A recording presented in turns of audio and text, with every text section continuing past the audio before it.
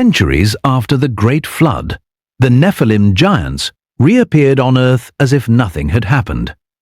The question that has challenged theologians and scholars for millennia is a single one. How was this possible? If the flood was sent by God to purify the earth, why did the most corrupt beings return to walk among men? It was taught for centuries that the flood, sent by God, exterminated every corrupt being on the face of the earth.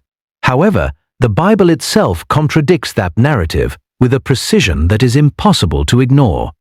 The Nephilim, those beings of colossal stature and supernatural origin, somehow survived the universal catastrophe. And what is even more disturbing is that they were seen again by humans centuries after the waters receded. What secret does the biblical narrative hide that religious tradition has not been able to explain clearly? The answer lies in three distinct theories, and one of them could change everything you thought you knew about the flood. Before exploring those theories, it is necessary to understand who the Nephilim were and why their existence matters so much. The term Nephilim appears in the book of Genesis with an economy of words that contrasts with its enormous significance. Some scholars translate the word Nephilim as those who fell or those who caused to fall, linking it to what is to come. Genesis 6 verse 4 describes them as beings that inhabited the earth, both before and after the flood. That detail, contained in just a single line of the sacred text, is actually one of the most explosive statements in the Bible. The Nephilim were the result of the union between the sons of God, identified as angels, and human women. From that forbidden union were born giants, renowned warriors, beings that filled those who beheld them with terror, and everything points to the fact that God sent the flood precisely to put an end to the corruption they represented. However, more than 500 years after the flood, the Nephilim reappeared in the biblical record. The episode takes place at one of the most critical moments in the history of the people of Israel, at the gates of Canaan. The Israelites, who had been enslaved in Egypt for 4 centuries, were finally marching toward the Promised Land. Moses then sent 12 men, one from each tribe, to secretly explore the territories they were to conquer. The episode is found in the book of Numbers, when the Israelites sent spies to explore the land of Canaan. Those 12 men returned terrified with a report that would change the fate of an entire town for 4 decades. Numbers 13 verse 33 records the exact words of the spies. "We saw there the Nephilim, descendants of Anak." And they added something that reveals the magnitude of what they contemplated. "Compared to them, we looked like grasshoppers." That passage is neither a metaphor nor a literary exaggeration, but the testimony of 12 witnesses before an entire nation. 10 of the 12 spies returned convinced that the people of Israel could not face those giants and survive. Only Joshua and Caleb maintained their faith, but panic had already taken hold of the masses, and the damage was done. The giants were there in Canaan, centuries after they were supposed to have been wiped from history by the flood. This raises a theological dilemma of great magnitude. Did God's plan fail, or is there something we do not understand well? Originates from a text that was not included in the biblical canon, the Apocryphon of Genesis. This document was found among the Dead Sea Scrolls in the 20th century, and dates back to the period before Christ. It relates something that, if true, would completely redefine the story of Noah and the very purpose of the flood. According to that text, Noah's own father doubted his son's paternity even before he was born. The father was anxiously reflecting on whether his wife's pregnancy was the result of an angel or the Nephilim themselves. The extraordinary appearance of the newborn with white hair and luminous eyes fueled those suspicions. That description is not casual. Rather, it reflects the belief that beings with angelic blood had unusual traits. The father then consulted the patriarch, Enoch, who reassured him, but the doubt had been recorded forever. The mere possibility that someone would question Noah's human origin reveals how much that fear weighed in ancient thought. This suggests that some believe Noah might have had angelic ancestry, being partly Nephilim himself. If Noah carried that supernatural lineage in his blood, then the Nephilim never left the ark because they were inside. and their descendants, even without knowing it, would have carried that lineage and passed it on to future generations. This hypothesis was formulated in the 1st century BCR, and many experts consider it an alternative narrative. It might not be the most probable explanation, but it shows that even in ancient times, people sensed something was wrong. Even the men of the past perceived the contradiction of the return of the Nephilim and sought to explain it. The second hypothesis is more solid and comes from the linguistic analysis of the biblical account of the flood itself. The scholar, Michael Heiser, a doctor in biblical Hebrew and ancient Semitic languages, offers a revealing perspective. Heiser dedicated decades to the study of the supernatural background of the Old Testament from a rigorous academic perspective.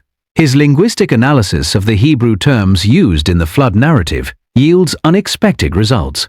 Genesis 7 verse 19 states that the waters covered all the high mountains under the sky, an apparently total statement. However, Heiser argues that in biblical Hebrew, the word all does not always imply an absolute totality. Similarly, the word world in the scriptures does not necessarily refer to the entire planet as we understand it today. Genesis 41 verse 57 itself provides a clarifying example when it says that all the earth went to Egypt to buy grain. It is evident that not every human being on all continents physically traveled to Egypt to acquire food. The expression all the earth referred to the known world of the characters in the story, not to the entire globe. Applying that same logic to the flood narrative, it is possible that the waters only covered the inhabited region described. More specifically, the world of the peoples and tribes mentioned in the Old Testament up to that narrative moment. If the flood was a regional event and not a planetary one, then the Nephilim living in other regions would have survived. That regional interpretation of the flood has both supporters and critics, and the academic debate continues to this day. Critics argue that if the flood was local, then God did not achieve his purpose of eradicating corruption. However, a question arises here that completely changes the approach to the problem and deserves to be considered carefully. Was the real purpose of the flood to exterminate every Nephilim on the face of the earth without leaving any trace? Generated, the flood more than fulfilled that purpose. Most were destroyed. The rebellion was crushed, and the scattered survivors no longer posed an immediate threat. From Noah's perspective inside the ark, the water reached as far as his eyes could see in all directions. For him, everything was submerged because everything he could observe from his position was indeed underwater.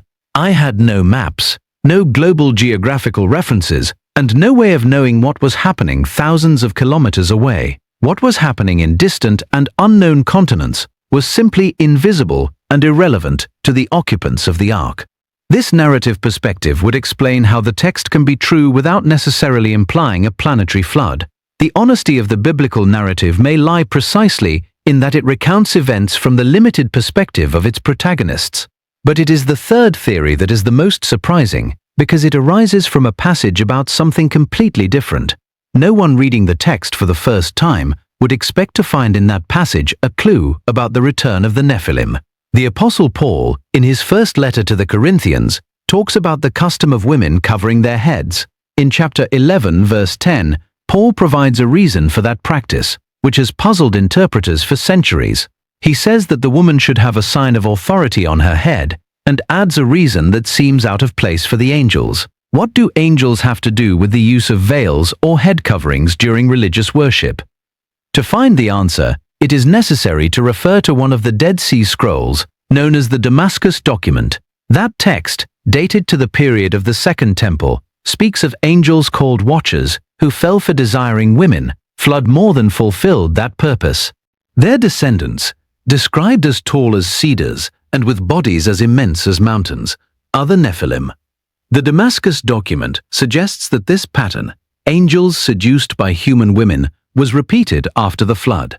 Academic Troy Martin, from Xavier University, provides a linguistic interpretation that connects this entire puzzle. According to Martin, the Greek term used by Paul for covering can also be interpreted as what covers or envelops. In ancient medical thought, documented by Hippocrates, Aristotle, and Tertullian, long hair had a special significance. Those authors believed that long hair was an extension of the female reproductive system, a prolongation of fertility. If a woman let her hair down while bowing her head in prayer, it was believed that this could awaken desire in the angels. Pablo, in writing about the veils, was actually making a direct reference to Genesis 6 verse 4 and the fall of the Watchers. I was warning the women of Corinth that certain practices could attract the unwanted attention of fallen spiritual beings. That warning implies that Pablo believed that fallen angels were still active and present in the world of his time, not as a historical threat that has been overcome, but as a spiritual reality with which believers must remain cautious. That third theory, known as the repopulation theory, holds that the fallen angels acted again after the flood. The same Watchers, or beings similar to them, united again with human women and begot a new generation of Nephilim. This would explain why the giants reappeared in Canaan centuries after the waters of the flood receded. The Bible does not explicitly confirm it in a single passage, but multiple texts point in that same direction. The Damascus document, the letters of Paul, and the book of Genesis together form a coherent and disturbing picture. The angels did not learn the lesson from the flood, or they simply chose to ignore it and repeat the forbidden act. And the result was the reappearance of the Nephilim in the Promised Land, exactly when the Israelites were arriving to claim it. That encounter between the Israeli spies and the giants of Canaan was neither a narrative accident nor a mere literary device. It was the reflection of a spiritual war, much older and deeper, that began before the first human being existed. The three hypotheses, that of the Nephilim in the ark, the regional flood, and the angelic repopulation, each have their strengths. None of them can be completely dismissed in light of the available texts, and each one sheds light on a different angle. The first is dramatic, but unlikely. The second is linguistically coherent, but theologically uncomfortable for many. The third is the one that best fits with the set of textual evidence scattered throughout ancient writings and sources. It is certain that the Bible confirms the return of the Nephilim, but does not give a direct explanation for it.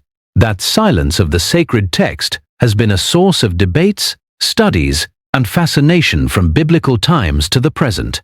It is not a mistake or a careless omission, but perhaps an invitation to delve into the texts with more rigor. And the story of the Nephilim does not end with their reappearance in Canaan, or with the victory of the Israelites over the giants. The narrative of those colossal beings of supernatural origin continues to unfold throughout the entire Old Testament. Each battle, each conquest, each confrontation between Israel and the giant peoples is part of a larger conflict, a conflict that, according to some interpretations, culminates in a definitive confrontation with a figure who would change history. He was warning about a threat that, according to his worldview, remained real and present in the world of his time. That continuity between the ancient biblical world and the world of the New Testament is precisely what makes this story unique. The Nephilim are not just an exotic element of the book of Genesis, but a narrative thread that runs throughout the entire Bible. From Genesis to the prophets, from the Psalms to the apostolic letters, its shadow is cast in various ways. King Og of Bashan, mentioned in Deuteronomy, was the last of the Rephaim, another name linked to the lineage of giants. Goliath, the Philistine warrior brought down by David, belonged, according to the scriptures, to a family of giants in Gath. Each of those figures is an echo of the original Nephilim, a remnant of that lineage that the flood did not manage to extinguish. And each victory of Israel over those giants has a meaning that goes beyond the military history of an ancient people. They are battles in a deeper conflict that began in the heavens and manifested on earth through generations. That conflict has its own rules, its own actors, and its own logic that the biblical narrative gradually reveals. As the centuries progress and the books of the Old Testament follow one another, the pattern becomes increasingly visible. Giants always appear on the path of the chosen people, as if their presence obeyed a higher purpose, a conflict that, according to the boldest interpretations of the sacred texts, has not yet reached its final conclusion. The story of the Nephilim is, at its core, the story of a violated boundary and the consequences that violation produced. It is the story of what happens when the cosmic order is challenged and the consequences of that challenge propagate through time. It is also a reminder that sacred texts hold layers of meaning that go far beyond superficial reading. He was warning about a threat that, according to his worldview, remained real and present in the world of his time. That continuity between the ancient biblical world and the world of the New Testament is precisely what makes this story unique. The Nephilim are not just an exotic element of the book of Genesis, but a narrative thread that runs throughout the entire Bible. From Genesis to the prophets, from the Psalms to the apostolic letters, its shadow is cast in various ways. King Og of Bashan, mentioned in Deuteronomy, was the last of the Rephaim, another name linked to the lineage of giants. Goliath, the Philistine warrior brought down by David, belonged, according to the scriptures, to a family of giants in Gath. Each of those figures is an echo of the original Nephilim, a remnant of that lineage that the flood did not manage to extinguish. And each victory of Israel over those giants has a meaning that goes beyond the military history of an ancient people. They are battles in a deeper conflict that began in the heavens and manifested on earth through generations. That conflict has its own rules, its own actors, and its own logic that the biblical narrative gradually reveals. As the centuries progress and the books of the Old Testament follow one another, the pattern becomes increasingly visible. Giants always appear on the path of the chosen people, as if their presence obeyed a higher purpose, a conflict that, according to the boldest interpretations of the sacred texts, has not yet reached its final conclusion. The story of the Nephilim is, at its core, the story of a violated boundary and the consequences that violation produced. It is the story of what happens when the cosmic order is challenged and the consequences of that challenge propagate through time. It is also a reminder that sacred texts hold layers of meaning that go far beyond superficial reading. It is also a reminder that sacred texts hold layers of meaning that go far beyond superficial reading. And it is also the story of a God who responded to that challenge with the most powerful instrument at his disposal, the flood. But if the Nephilim have returned, then the battle did not end with the waters, and the story continues to unfold before us. What the flood could not extinguish definitively raises a question that no generation has been able to ignore completely. Is there still any presence of that lineage in the world, or did its story finally come to an end with the passage of the centuries? That story has a final chapter that most Bible readers never connect with the giants of Genesis. A chapter that involves a figure spoken of with increasing intensity in both the Old and New Testaments. A chapter in which the Nephilim ceased to be the protagonists and became the backdrop for something greater. The Nephilim, those beings who defied the divine order before the flood and did so again afterward, had an end. And that ending did not come from another flood or another natural disaster, but in a way that no Nephilim could have anticipated. There is something profoundly unsettling about the idea that these beings, born from the most extreme transgression, had a destiny that, according to the texts, was designed before the first angel made the terrible decision to descend. The complete story of the Nephilim is one of the most fascinating, disturbing, and forgotten narratives in the entire Bible. If you've come this far, you realize we've only scratched the surface, and there's so much more to explore and understand. If you want to know how the story of the Nephilim ends and what it has to do with the greatest mystery of the New Testament, subscribe.